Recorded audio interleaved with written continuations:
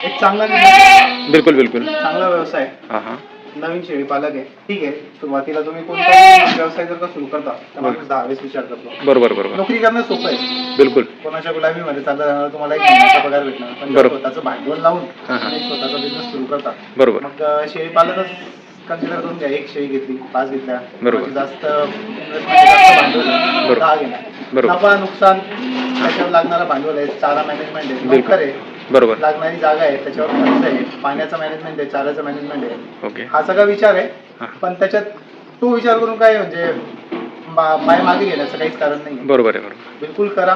जेव्हा तुम्ही तेव्हापर्यंत करणार नाही हां हां. तेव्हापर्यंत तुम्हाला कळणार नाही. कळणार नाही. बरोबर आहे. आपण करताना सुरुवातीपासूनच हे सांगेल हां हां. का घेताना बकरी घेताना बोकड घेताना जात चांगली निवडा, बरोबर. जेणेकरून तुम्ही मेहनत भरपूर करणार आहे त्याच्यात. बरोबर. तुम्हाला जेव्हा तुम्ही अर्ध्या रात्री त्याला विकायला काढणार तर तुम्हाला किंमत तशी भेटायला भेटायला है पाहिजे. ना? ओके. चांगली जात घ्या, चांगले बोकड घ्या. ओके.